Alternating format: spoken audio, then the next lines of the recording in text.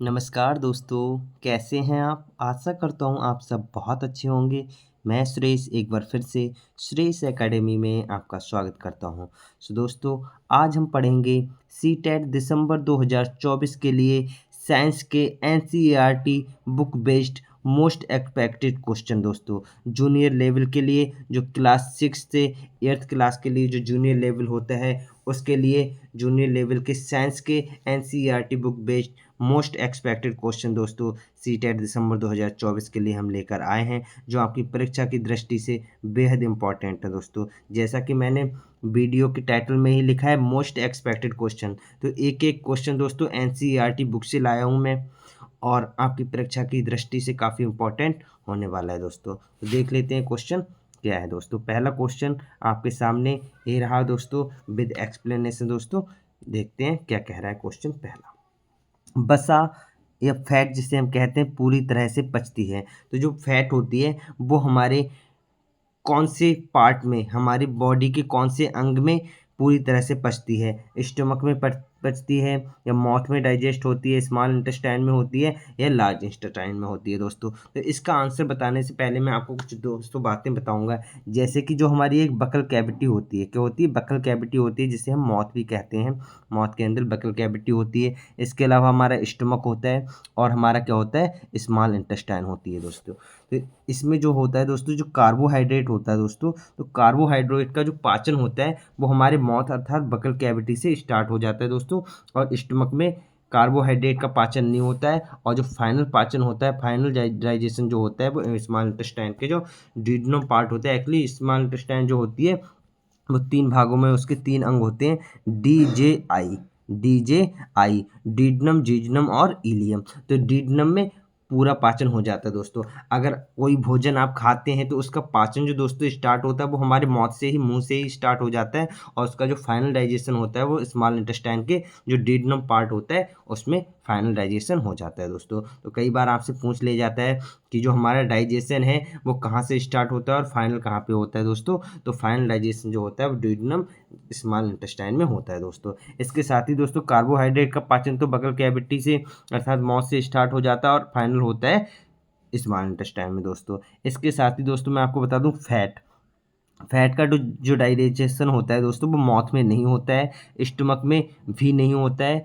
और जो होता है वो स्मॉल इंटेस्टाइन में होता है दोस्तों।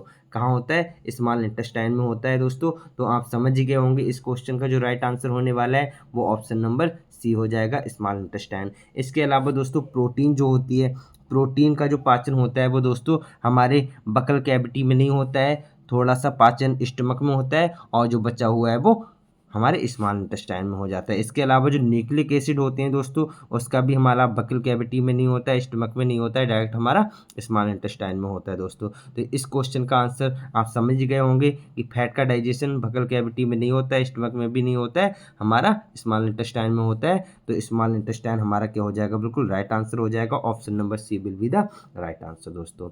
सो दोस्तों इस क्वेश्चन का जो मैंने एक्सप्लेनेशन दिया है आपको पसंद आया है, और अगर आपको ऐसा लग रहा है कि दोस्तों अगर इससे रिलेटेड कोई क्वेश्चन आएगा, ये क्वेश्चन आपके एग्जाम में आएगा, तो आप आसानी से कर देंगे। तो दोस्तों आप क्या करेंगे? वीडियो को लाइक करेंगे, अपने दोस्तों के साथ शेयर करेंगे, और अगर आप चैनल पर नए हैं दोस्तों चैनल को सब्सक्राइब जरूर कर लेंगे हमारी लेटेस्ट वीडियो तुरंत पाने के लिए और अपने परीक्षा की तैयारी को आसान बनाने के लिए दोस्तों।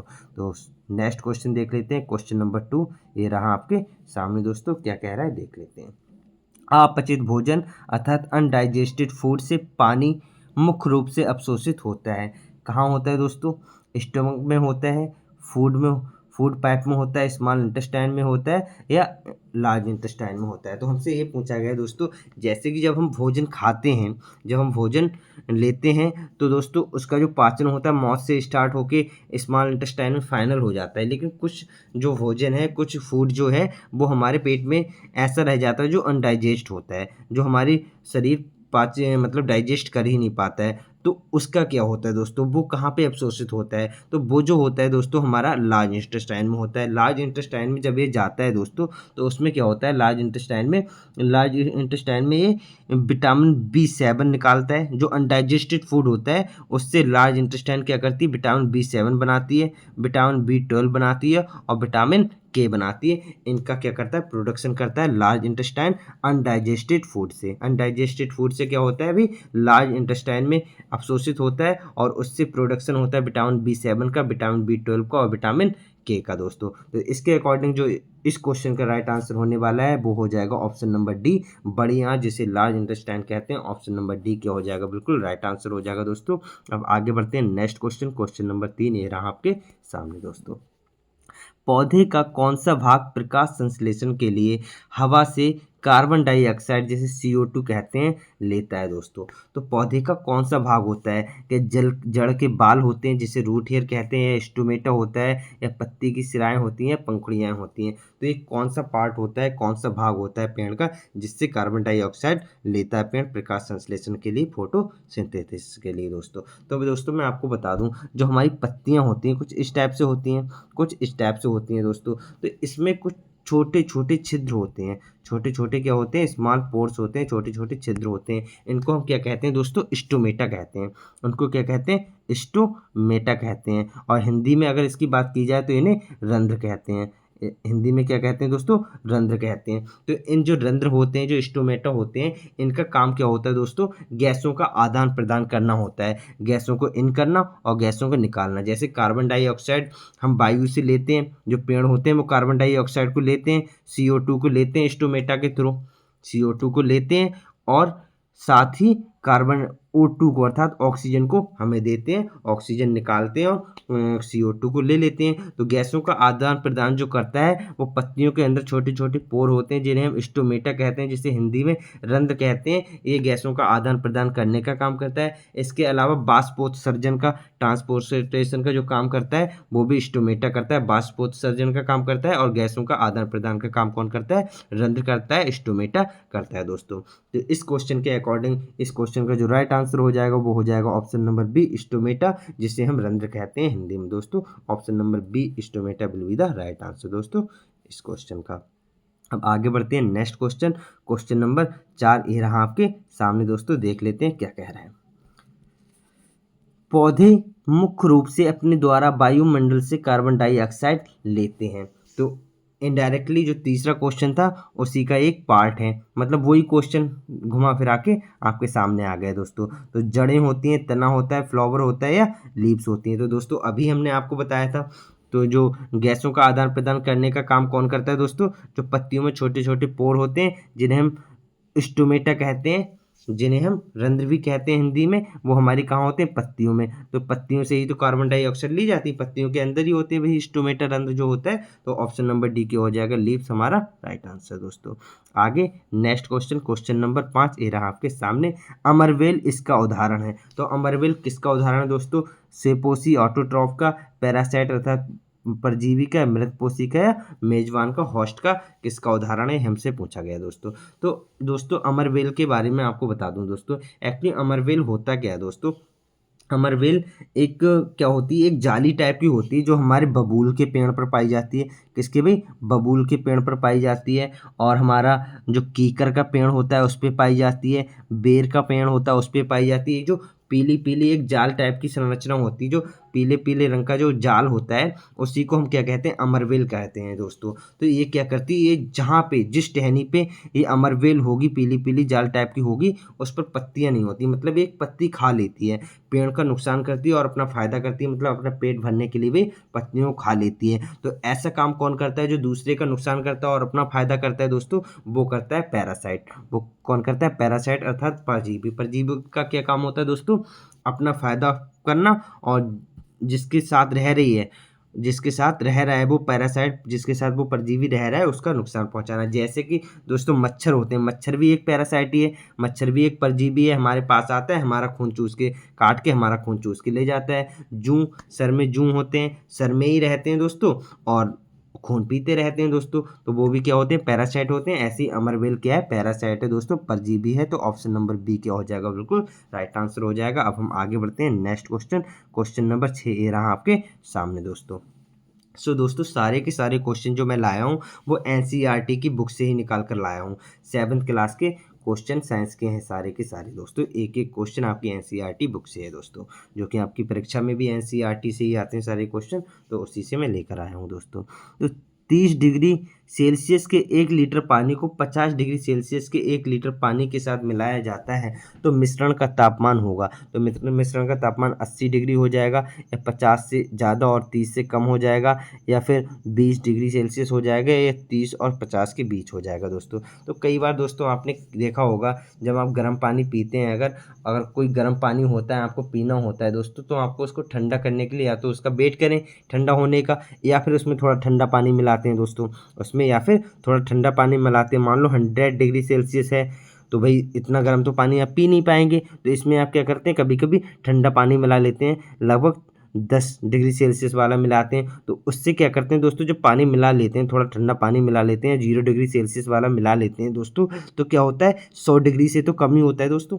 100 डिग्री से तो टेम्परेचर कम ही हो जाता है थोड़ा सा, हमें क्योंकि बिल्कुल ठंडा नहीं करना होता है, थोड़ा ठंडा करना होता है, तो 100 डिग्री से थोड़ा नीचे आ जाता है। लेकिन जितना ठंडा मिलाते हैं उससे तो ज़्यादा ही गर्म रहता है दोस्तों। तो कहीं ना कहीं कह सकते हो कि जो 30 डिग्री और 50 डिग्री की बात हो रही है तो इसके बीच की टेम्परेचर रहेगा जब इन दोनों टेम्परेचर को एक साथ मिलाएंगे। 30 डिग्री टेम्परेचर के पानी को और 50 डिग्री टेम्परेचर के पानी को जब एक साथ मिलाएंगे दोस्तों, तो टेम्परेचर जो रहने वाला है मिक्सचर का वो इसके बीच का ही रहने वाला। तो अर्थात हम कह सकते हैं 30 डिग्री और 50 डिग्री के बीच टेम्परेचर रहने वाला है मिश्रण का। ऑप्शन नंबर डी क्या हो जाएगा बिल्कुल राइट आंसर दोस्तों। अब आगे बढ़ते हैं नेक्स्ट क्वेश्चन, क्वेश्चन नंबर 7 ये रहा आपके सामने दोस्तों, देख लेते हैं। स्टेनलेस स्टील के पैन में आमतौर पर कॉपर बॉटम दिया जाता है, इसका कारण ये हो सकता है कि कॉपर बॉटम पैन मोड को टिकाऊ बनाता है। बिल्कुल नहीं, टिकाऊ बनाने के लिए थोड़ी ना यूज करते हैं कॉपर का। ऐसे पैन रंगीन दिखते हैं, कॉपर लगाने से कोई रंगीन दिखे इस वजह से थोड़ी ना लगाते हैं हम इसमें कॉपर। स्टेनलेस स्टील की तुलना में कॉपर ऊष्मा का बेहतर संवाहक होता है, ये बात बिल्कुल कहेंगे। क्या होता है, गुड कंडक्टर होता है कॉपर। कॉपर क्या होता है भाई, गुड कंडक्टर होता है, इसलिए हम यूज करते हैं, ये बात कहना बिल्कुल सही हो जाएगा। और चौथा ऑप्शन क्या है ये भी देख लेते हैं। स्टेनलेस स्टील की तुलना में कॉपर की को साफ करना आसान होता है, ये बात कहना गलत है। तो ऑप्शन नंबर सी क्या हो जाएगा बिल्कुल सही हो जाएगा, क्योंकि कॉपर स्टेनलेस स्टील की तुलना में ज़्यादा अच्छा संवाहक है, ज़्यादा अच्छा कंडक्टर है ऊष्मा का, हीट का। तो ऑप्शन नंबर सी क्या हो जाएगा बिल्कुल राइट आंसर हो जाएगा। अब हम आगे बढ़ेंगे नेक्स्ट क्वेश्चन दोस्तों। तो दोस्तों एक बार मैं फिर से कहना चाहूँगा, अगर आपको एक्सप्लेनेशन समझ में आ रहा है और आपको क्वेश्चन अच्छे लग रहे हैं तो दोस्तों आप क्या करेंगे, वीडियो को लाइक करेंगे, वीडियो क्या करेंगे लाइक करेंगे और अपने दोस्तों के साथ शेयर करेंगे, क्योंकि शेयर करने से हमारी नॉलेज बढ़ती है। और दोस्तों अगर आप चैनल पर नए हैं तो चैनल को सब्सक्राइब जरूर कर लेंगे हमारी लेटेस्ट वीडियो तुरंत पाने के लिए। तो थैंक यू फॉर वॉचिंग दोस्तों। आगे बढ़ते हैं नेक्स्ट क्वेश्चन, क्वेश्चन नंबर 8 है रहा आपके सामने।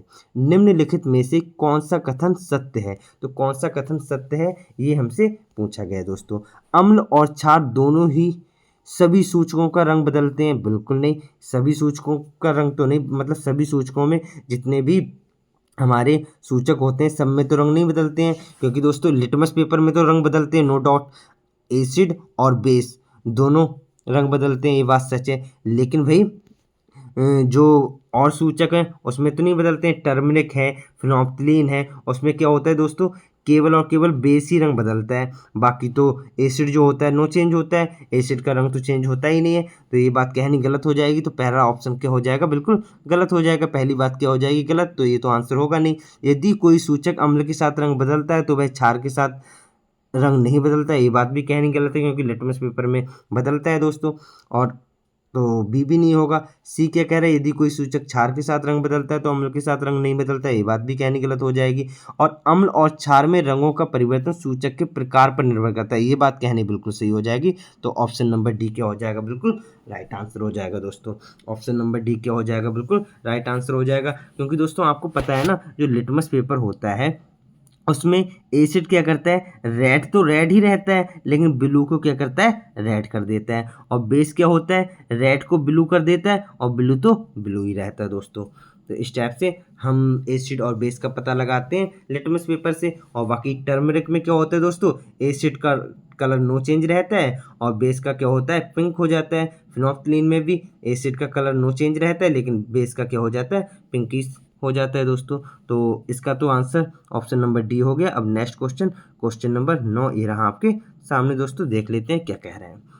तिलचट्टों में अर्थात काकरोचों में जब हवा शरीर में किसके माध्यम से प्रवेश करती है, ये हमसे पूछा गया है। जो कॉकरोच होते हैं दोस्तों, जो हमारे क्या होते हैं कॉकरोच होते हैं उनमें जो सांस ली जाती है वो किस प्रकार से ली जाती है, ये हमसे पूछा गया है दोस्तों। तो सांस लेने वाली बातें मैं बता देता हूँ। जो लंग्स होते हैं जो दोस्तों, लंग्स से जो सांस लेने वाले लोग होते हैं, व्यक्ति होते हैं या जो एनिमल्स होते हैं, उनकी बात मैं बता देता हूँ। उनकी एक ट्रिक से अगर आप चाहें तो याद रख सकते हैं, जो लंग्स से सांस लेते हैं दोस्तों। तो लंग्स से सांस लेने वाले जो होते हैं आप याद रख सकते हैं रैम्ब से। किससे? रैम्ब एक ट्रिक है, इससे याद रख सकते हैं। आर फॉर रेप्टाइल्स और ए फॉर एम्फीबियन, जो कि एम्फीबियन तो होते हैं लेकिन जो लैंड पे रहने वाले एम्फीबियन वो वाले। और एम फॉर मैमल्स, जितने भी स्तनधारी हैं। और बी फॉर बर्ड्स, जितने भी बर्ड्स हैं वो किससे सांस लेते हैं भाई? लंग्स से लेते हैं। इसके अलावा अब बात करते हैं गिल्स की। तो गिल्स से सांस कौन लेता है भाई? फिश लेती है। गिल्स से सांस कौन लेती है? फिश लेती है। टैडपोल लेते हैं, एक गिल्स से लेते हैं, गलफड़ों से सांस लेते हैं दोस्तों। इसके अलावा स्पाइरेकल, स्पाइरेकल से कौन लेते हैं भाई? स्पाइरेकल से इंसेक्ट, जितने भी इंसेक्ट होते हैं वो स्पाइरेकल से सांस लेते हैं, श्वास नली से सांस लेते हैं। तो दोस्तों आपको पता है काकरोच क्या है? एक इंसेक्ट ही है। तो इसका जो राइट आंसर हो जाएगा वो तो क्या हो जाएगा दोस्तों? ऑप्शन नंबर सी हो जाएगा, स्पाइरेकल्स। श्वास नली से ही काकरोच किससे? स्पाइरेकल से सांस लेते हैं। तो ऑप्शन नंबर सी क्या हो जाएगा? इसका बिल्कुल राइट आंसर हो जाएगा। लेकिन इसके साथ ही दोस्तों मैं बता दूं, स्किन से जो सांस लेने वाले एनिमल हैं वो भी बता देता हूँ। तो स्किन से कौन लेता है? आप लिया से याद रख सकते हैं, लिया। L for leech, L for leech जिसे जो कहते हैं। ई फॉर अर्थवॉर्म और ए फॉर एम्फीबियन। जो लैंड पे रहने वाले हैं वो तो लंग्स से लेते हैं, लेकिन बाकी सारे जो एम्फीबियन है वो स्किन से लेते हैं दोस्तों। तो इसका जो राइट आंसर हो जाएगा वो तो हो जाएगा ऑप्शन नंबर सी, स्पाइरेकल दोस्तों। नेक्स्ट क्वेश्चन, क्वेश्चन नंबर 10 ये रहा आपके सामने दोस्तों। भारी व्यायाम के दौरान हमें पैरों में ऐंठन होती है क्योंकि इनमें से कुछ जमा हो जाते हैं। क्या जमा हो जाते हैं, ये हमसे पूछा गया है दोस्तों।